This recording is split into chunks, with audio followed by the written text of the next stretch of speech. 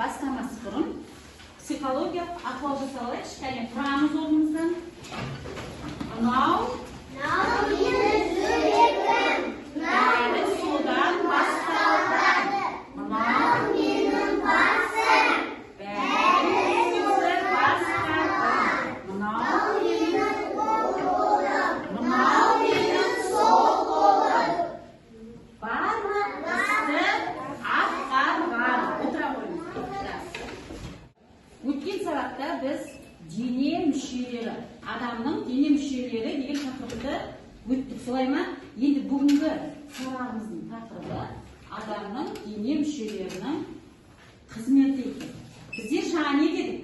Мынау міне оң қолым және сол қолым. Осы қолдармен не істейміз біз? Барлық істі жасайды екенбіз, солай ма? Олай болса, біздің қай дене мүшелеріміз біздің қандай қызмет атқарады, соны бүгін білетін боламыз. Жарай ма? Жақсы балалар. Мына тақтаға назар аударамыз. Тақтада кімдерді көріп тұрмыз? Қазір өздеріңіз әңгімелеп маған айтып бересіздер. Әр топтан өзі шығып, маған қазір мен сендерге сұрақ қою арқылы сендер маған жауап беретін оқушы керек. Кәне, кім шығады? Бірінші топтан әңгімелеп. Тағы. Әсия, сендерге кімді көріп тұрмыз? Кәне, айтайық. Не істеп тұр базы? Бокстасып тұр. Яғни қай дене мүшесімен бокстасып тұр? Қай дене мүшесі? Қай жермен ұрып жатыр? Қай жермен ұрып жатыр? Оң қолмен ұрып жатыр. Өте жақсы. Қарайсың. Жақсы. Отыра ғой. Кәне, мұнда кімді көріп тұрмыз? Бала не істеп тұр? Нені көтеріп тұр? Штангыны көтеріп тұр екен, иә? Асия біледі екен. Ал штангыны қай несімен, дене мүшесімен көтеріп тұр? Қолымен, екі қолымен не істеп тұр? Көтеріп тұр да, неше қол? Екі қол. Жақсы, отыра ғой, жақсы. Келесі топтан келе ғой, кім? Адуров келе ғой. Анер келе ғой. Қыз не істеп тұр? Билеп тұр ма? Балерина ғой, солай ма? Балерина. Ал қай дене мүшесімен тұр? Қай дене мүшесімен? Неше аяқпен тұр? Бір аяқпен тұр, яғни қолымен және аяғымен істейді екен. Қимылдар жасайды екен. Жақсы, отыра ғой. Келе ғой, Артур. Мында кімді көріп тұрсың? Кім не істеп тұр? Нене істеп тұр? Яғни оны не дейміз? Секіріп бе, солай ма? Секіріп бе жұмыс жасап тұр. Яғни оның қай дене мүшелері жұмыс жасап тұр? Қай дене? Екі қолы, дұрыс айтасың. Сосын аяғы Артурға көмектесті. Ал, жақсы, отыра ғой. Қандай ойын? Арқан тартысы екен. Дене мүшелерімен жұмыс жасап тұр.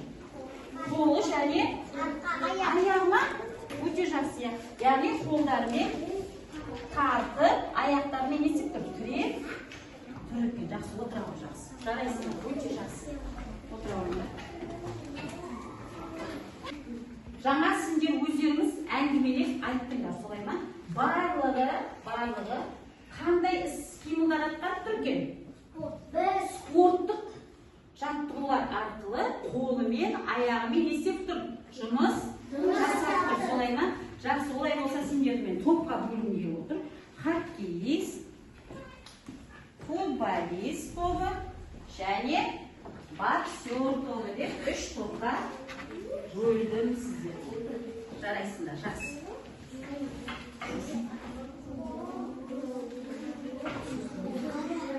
Балалар, ендеше сұрақ ілмегі әдісі арқылы сіздерге мен сұрақ қояйын. Жақсы, балалар. Бас қандай қызмет атқарады? Басымызда не бар? Ми бар, өте жақсы. Алдымен сигнал бірінші қай жерге келеді екен? Миымызға келеді екен. Барлық істі ми арқылы, сигнал беру арқылы біз жұмыс жасайды екен, солай ма? Олай болса, балалар, қазір бас бармақ әдісі арқылы бір-бірімізді бағалаймыз. Бірінші топ жауап берді ма? Жаңағы сұраққа жауап берді ма? Иә, онда қалай бағалаймыз? Бас бармақ арқылы бағалаймыз. Өте жақсы жауап берді. Жақсы. Ал екінші топ. Қол қандай қызмет атқарады? Қол қандай қызмет атқарады? Не істейміз қолымызбен? Иә, билейміз. Сосын жұмыс жасаймыз, тағы не істейміз? Жазамыз, ұстаймыз, өте жақсы. Тамақ ішеміз. Екінші топқа қалай баға береміз? Қандай баға береміз? Қалай жауап берді? Өте жақсы жауап берді, бас бармақ, өте жақсы. Үшінші топ, қолымызбен, қолды жаңа айттық, аяқпен не істейміз? Аяқпен жүгіреміз, сосын не істейміз? Жүреміз, өте жақсы, әлия жақсы жауап берді. Топ тебеміз, өте жақсы. Ал бағалайыншы үшінші топты, кәне? Үшінші топты бас бармақты әдісі арқылы, кәне бағалаймыз, дұрыс жауап берді ма? Өте жақсы, молодец, жақсы, өте жақсы. Ендеше дәптермен жұмысты орындаймыз. Бірінші тапсырмаға назар аударамыз. Аштық па бетін? Кәне бірінші тапсырмада қолмен орындалатын жаттығуларды, іс-қимылдарды сәйкестендіреміз. Яғни сызықпен қосамыз. Кәне қосамыз, тез етіп орындаймыз. Содан кейін аяқпен орындалатын іс-әрекеттерді сызықпен оны да сәйкестендіріп қосамыз. Кәне жылдам орындайықшы.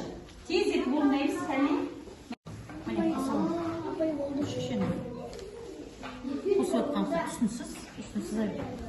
Так, екінші тапсырмасын айтайын ба? Керек емес пе? Ал жақсы балалар. Ойын ойнауға қалай қарайсыңыздар? Жақсы. Олай болса, орнымыздан тұрып, мына іс-әрекеттерді жасаймыз, кәне. Солдат, қалай солдатша жүрейікші, кәне. Солдат, тұр бір жерде. Жақсы. Өте жақсы жарайсыздар. Жауап беріңіз. Қалай орындады? Өте жақсы да. Ал екінші суретке қараймыз. Қалай тұр? Балерина не істеп тұр? Аяғымен не істеп жатыр? Билеп жатыр, солай ма? Ал аяғымен балерина ұқсап тұрайықшы, кәне. Тұра ғой. Ал көктықтан қалай секіреді? Аяғымен секіріп, кәне секіріп көмектеміз. Өте жақсы. Яғни аяғымыз секіру қызметін, жүру қызметін атқарады. Солай ма? Жақсы отыра қойды. Жақсы орындадыңдар ма? Жарайсыңдар, жақсы. Сіздер бүгінгі сабақтан қандай әсер алдыңдар? Берекет, айтыңызшы. Қандай әсер алдың? Не істедіңіз сабақта? Айттық, сосын не істедік? Не жасадық жаңа? Иә, солдаттың жүрісін салдық, сосын балерина қалай тұрады, не істедік? Жасадық па? Жасадық, сосын? Иә, жақсы отыра ғой. Ал, Асия айтауыш, қандай әсер алдың? Иә. Сосын? Иә, дәптермен жұмыс ұнады ма? Не істедің? Сызықпен? Иә, жақсы жарайсыңдар. Сіздерден ақылды үкі арқылы кері байланыс алғым келіп отыр. Егер сабақ қызықты болса, жасыл үкіні көтереміз. Ал егер сұрағыңыз бар болса, көк үкіні көтереміз. Ал егер мүлдем сабақ түсініксіз болып, дым түсінбедім деген болсаңдар, онда қызыл үкіні көтереміз. Ал кеттік, кәне сабақ қызықты болса, жаңа айттым ғой. Өте жақсы, жарайсыңдар. Яғни барлығымыз түсіндіңдер ма? Иә. Түсінбеген болсаңыздар, келесі сабақта Ерасылға түсіндіретін боламыз. Жарай ма, Ерасыл? Сұрағым бар екен. Жақсы, өте жақсы. Отыра қойыңыздар. Осымен сабағымыз аяқталды.